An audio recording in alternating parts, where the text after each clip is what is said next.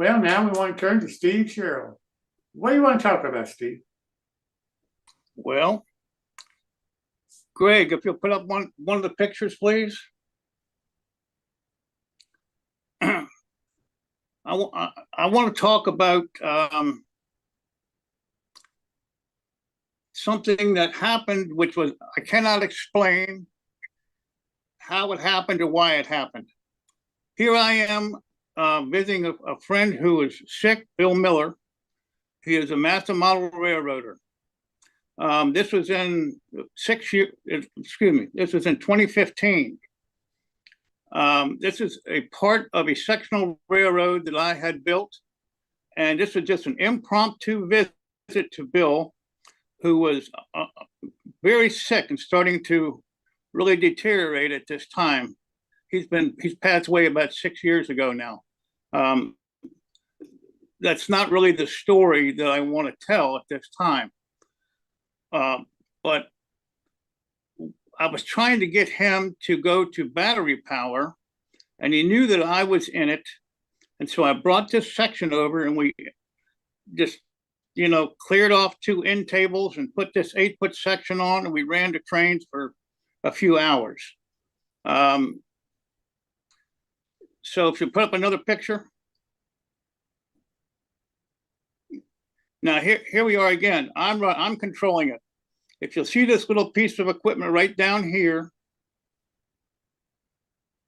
that's the key to what I'm going to talk about tonight, as far as a mystery and unexplainable how this happened.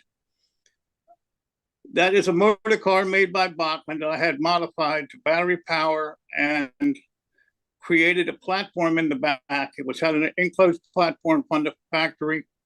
I hacked it off and put a platform, open platform back there. I took that to Al Judy's show and came back, and I couldn't find a controller. These things, battery power, if you don't have the transmitter and receiver matched up, they won't work.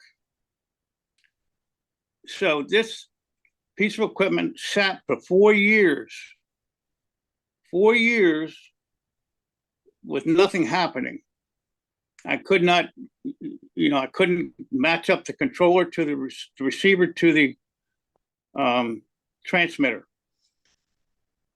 Mary Miller, his wife, who is also a master model railroader, and they were the first husband and wife master model railroaders in the NMRA, sent me these 3 pictures. And with these 3 pictures, I now have an operating piece of equipment. I could not identify the type of controller I needed.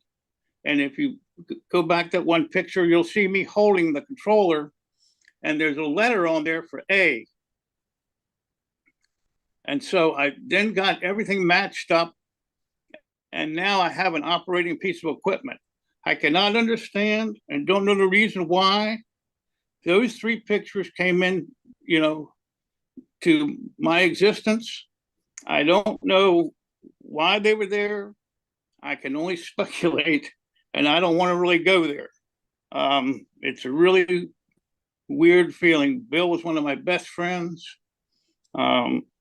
And, you can always think, well, maybe there's something else going on that we can't explain. I certainly cannot explain that at all. But these little sections, this was an 8-foot section. We ran that thing all day.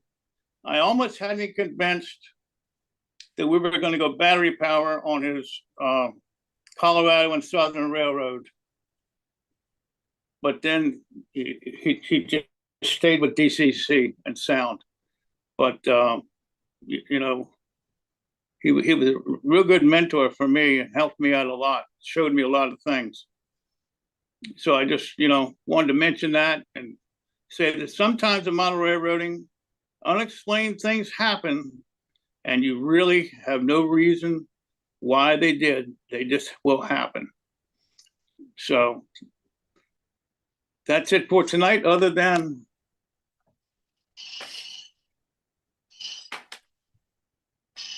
this happens to be on my Just a little module that I'm working on.